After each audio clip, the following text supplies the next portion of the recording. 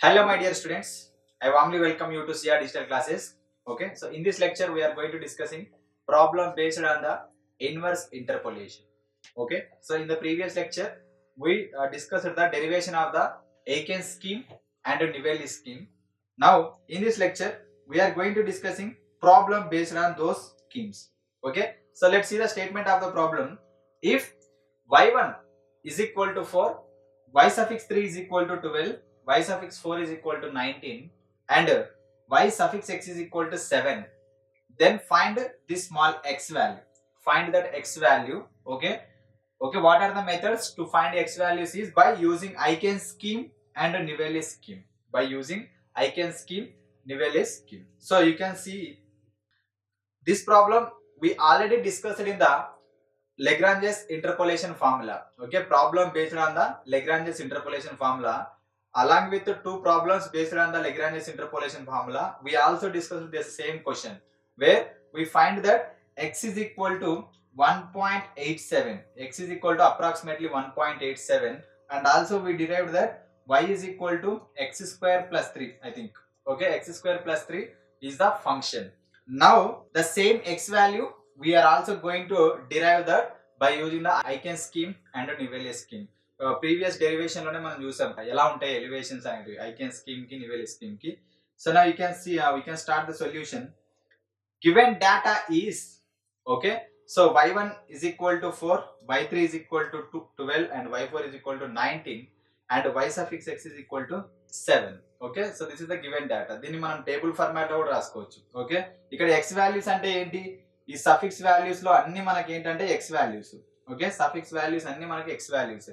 మరి y values అంటే ఈ 4, 12, 19 and 7 ఇవేంటంటే మనకు y values.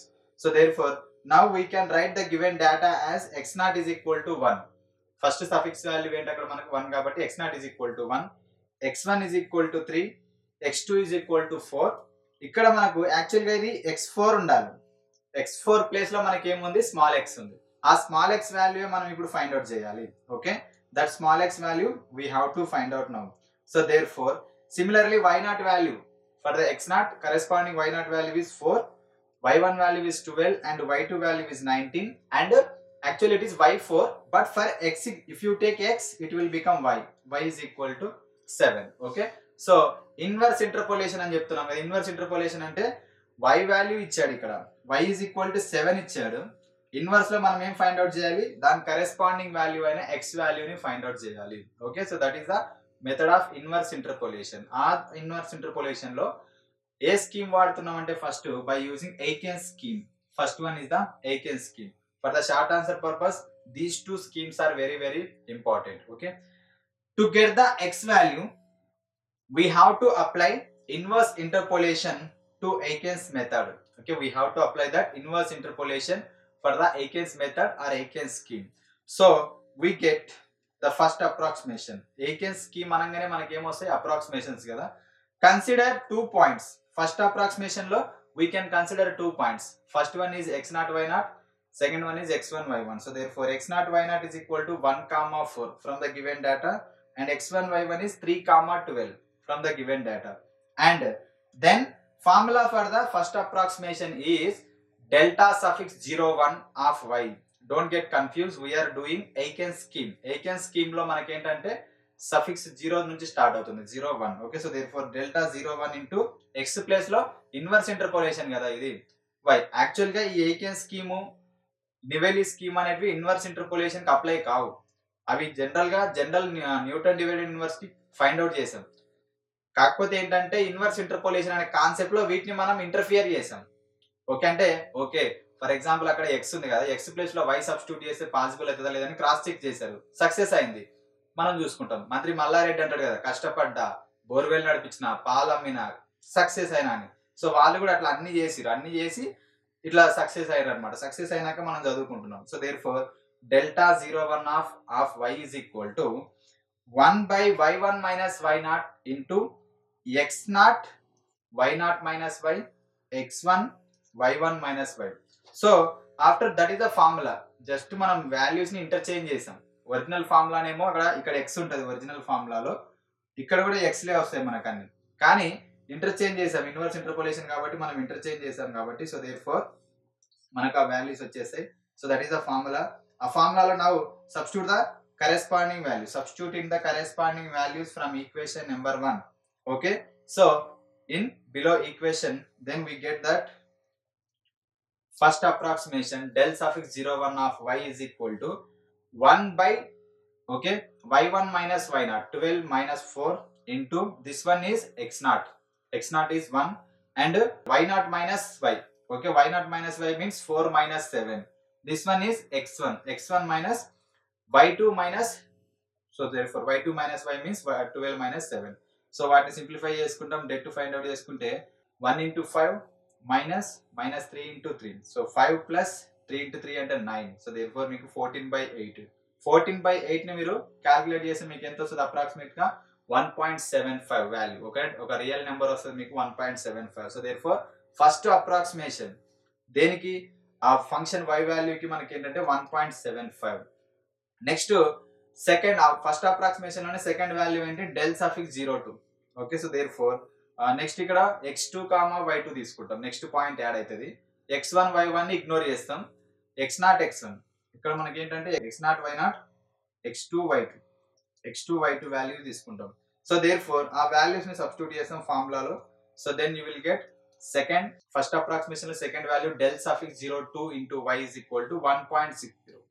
Okay, so therefore మళ్ళీ ఈ రెండు వాల్యూస్ ఎందుకు ఫైండ్ అవుట్ చేయాలంటే సెకండ్ అప్రాక్సిమేషన్ లో ఆ డిటర్మినెంట్ ఉంది కదా, డిటర్మినెంట్ ప్లేస్ లో ఆ రెండింటినే రాస్తాం అనమాట. సో దేర్ ఫోర్ ఇక్కడ చూడండి అవి రెండే ఉంటాయి మనకు. So therefore that's why we need to find out them first of all. So that is the first approximation లో first value is 1.75 and the second value is 1.60. now you can see the second approximation in Eiken's scheme.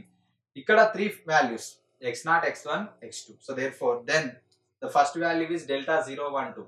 okay, delta 012 is into y is equal to, this is the formula, substitute the values, y2 value is 19, y1 value is 12, delta suffix 01 value మనకి ఎంత వచ్చింది 1.75 and this value మనకి 1.60.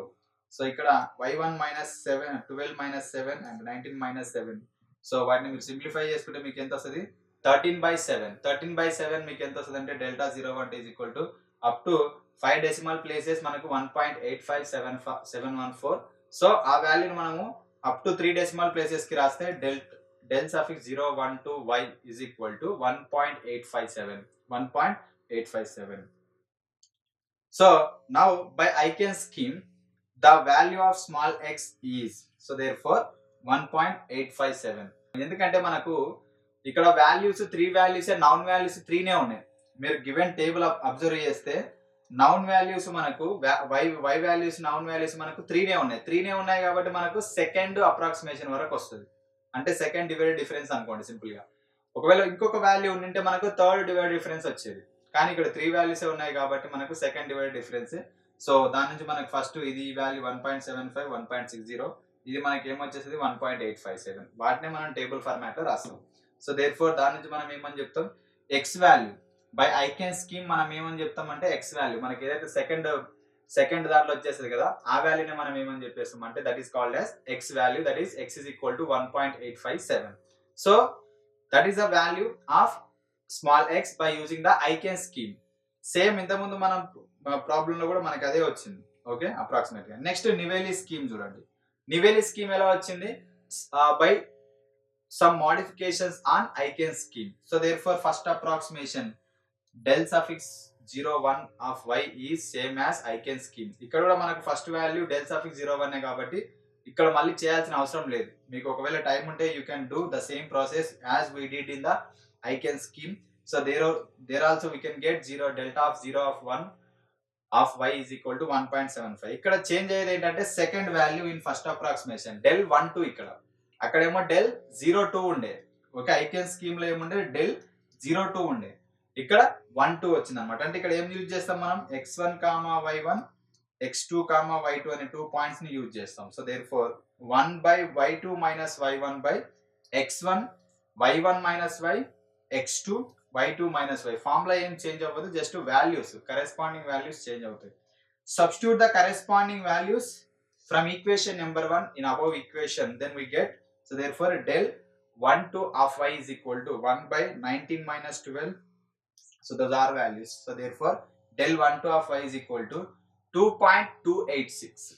నివెలి scheme లో మనకు ఈ value ఎంత వచ్చిందంటే del 1 to value 2. ఎందుకంటే ఇక్కడ x0 ప్లేస్ లో x1 యాడ్ చేసాం అండ్ x1 ప్లేస్ లో x2 తీసుకున్నాం కాబట్టి వాల్యూ అనేది మనకి ఏమైందంటే ఇంక్రీజ్ అయింది 2.286 అని వచ్చింది అనమాట. Okay, so next second approximation చూడండి, del 012 సేమ్ ఇది కూడా మనకి ఏంటంటే సేమ్ ఐకెన్స్ ఫార్ములాలో మనం ఏమైతే యూజ్ చేసామో అదే ఫార్ములానే వచ్చేస్తుంది, కాకపోతే ఈ వాల్యూ చేంజ్ అవుతుంది. ఐకెన్స్ ఫార్ములానే కానీ బట్ ఇక్కడ ఈ వాల్యూ చేంజ్ అవుతుంది. అదొకటి మనం ఇక్కడ 2.286 చేసి సింప్లిఫై చేసుకుంటే మీకు ఎంత వస్తుంది? So del 012 is equal to 1.857. Same ఈ మెథడ్ లో కూడా మనకి ఏమొచ్చిందంటే బై నివెలి స్కీమ్ లో కూడా 1.857. So therefore hence both the schemes leads to the same result. అంటే ఏకెన్స్ లో మనకి ఎంత వచ్చింది? x is equal to 1.857 and Neville leads లో x is equal to 1.857. So therefore both the schemes lead the same x values. So therefore by using that Aiken scheme